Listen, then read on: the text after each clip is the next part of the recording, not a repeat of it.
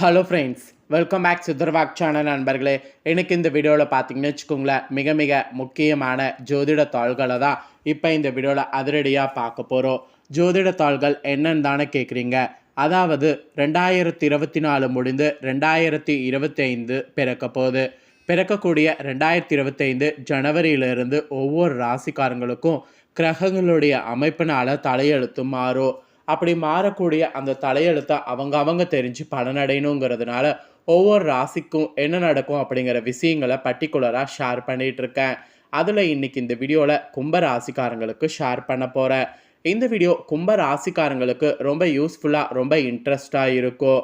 So கும்ப ராசியில் பிறந்தவங்க உங்கள் ராசிக்கு என்ன பலன் கிடைக்குங்கிறத தெரிஞ்சுக்குங்க.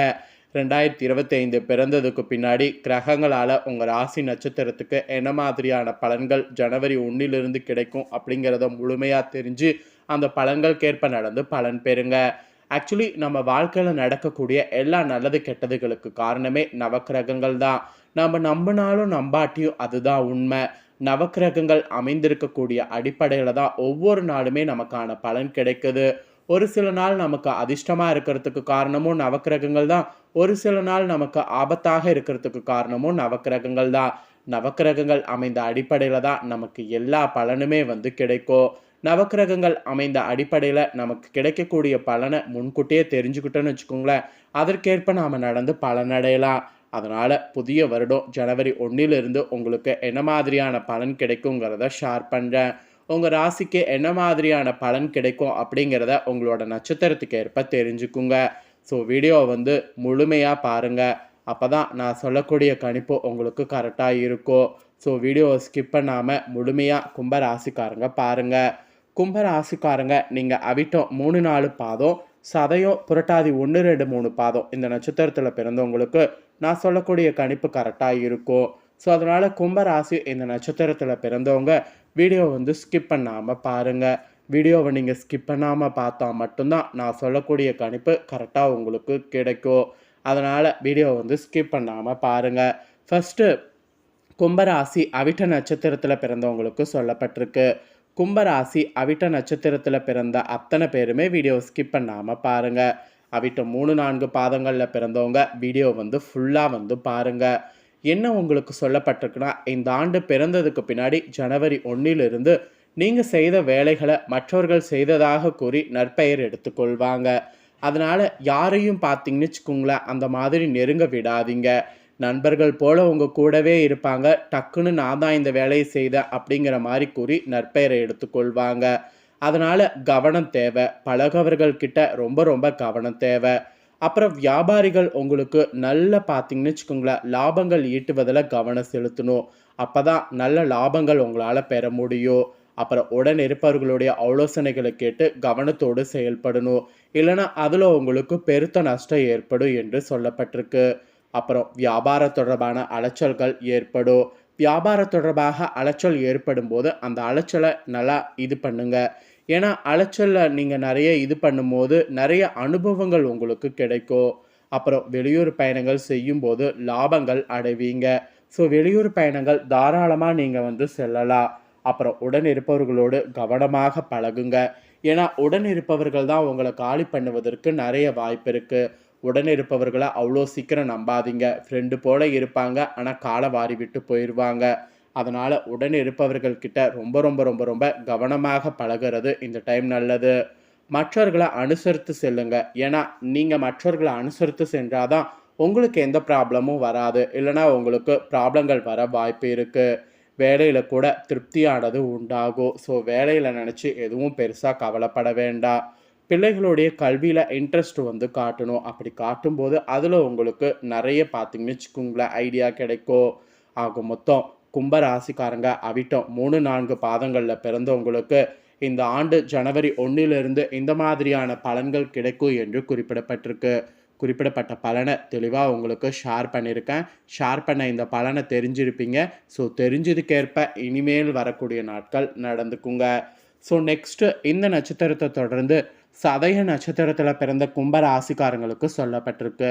ஆக்சுவலி சதய நட்சத்திரத்தில் பிறந்த கும்ப ராசிக்காரங்களுக்கு வரக்கூடிய ஆண்டு ஜனவரியிலேருந்து எப்படி இருக்குன்னா, எந்த காரியத்திலையும் கவனம் தேவை என்று ஃபஸ்ட்டு எச்சரிக்கையானது உங்களுக்கு விடுக்கப்பட்டிருக்கு.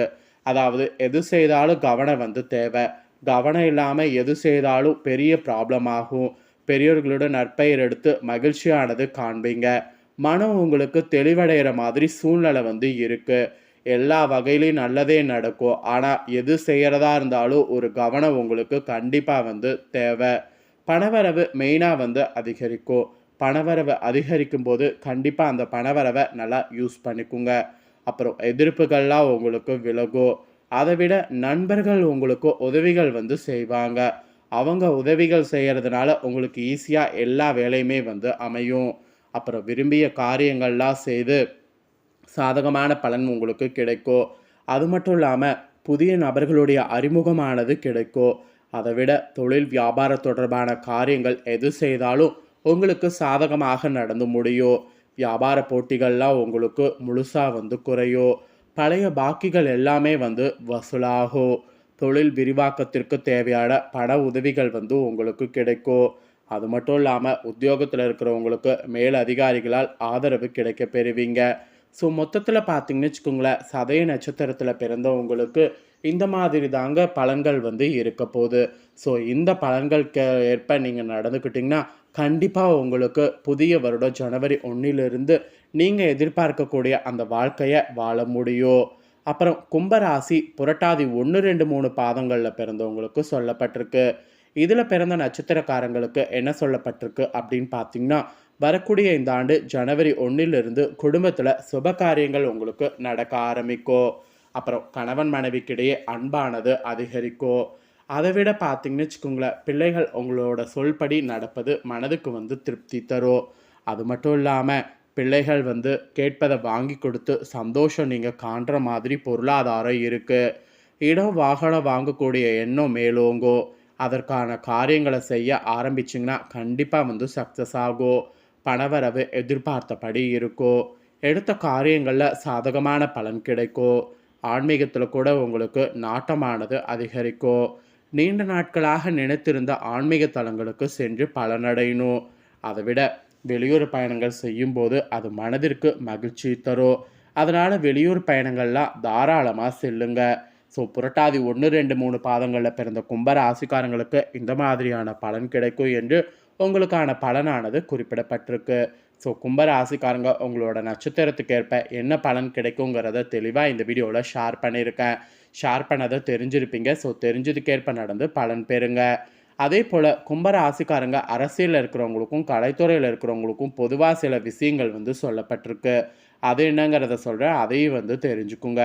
ஃபஸ்ட்டு அரசியலில் இருக்கிறவங்களுக்கும் சொல்கிறேன், உங்களுக்கு சில சோதனைகள் நேர இடம் உண்டு. இருந்தாலும் உங்கள் உறுதியான மனதோடு இருந்து பொறுமை காத்து வருவதன் மூலம் தலைமையுடைய பேரன்பையும் நன்மதிப்பையும் பெற முடியும்.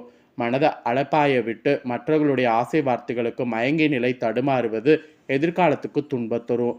அதனால் நீங்கள் புரிந்து கொண்டு நடக்கிறது அவசியம். உங்களுக்கு தரப்பட்ட பணிகளை திறமையாக நிறைவேற்றுவதிலே உங்கள் நோக்கமெல்லாம் இருந்து வரணும். அப்போ தான் உங்களுக்கு காரிய வெற்றியானது உண்டாகும்.